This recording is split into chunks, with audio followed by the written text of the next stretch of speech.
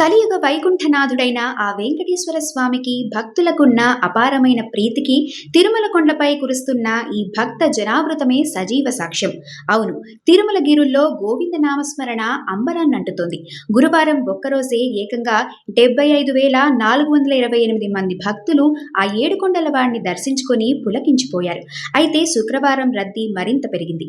ఉచిత సర్వదర్శనం కోసం వైకుంఠం కంపార్ట్మెంట్లన్నీ పూర్తిగా నిండిపోయి భక్తుల క్యూలైన్లు ఏకంగా ఆక్టోపస్ బిల్డింగ్ వరకు ఉంది.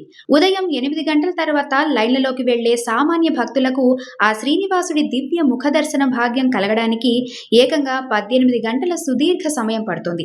అయినా సరే ఆ ఆపద్బాంధవుడి కళ్ళారా చూడాలనే తపనతో సామాన్య భక్తులు ఓపికతో వేచి ఉండటం వారి అచంచల భక్తికి నిదర్శనం.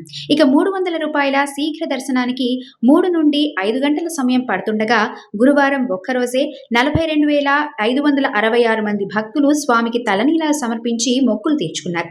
ఇక శ్రీవారి హుండీ ఆదాయం గురువారం రోజున 4,50,00,000 దాటింది. అలాగే 4,34,000 పవిత్ర లడ్డూలు విక్రయించగా 2,98,000 మంది భక్తులు శ్రీవారి అన్నప్రసాదాన్ని స్వీకరించి తరించారు.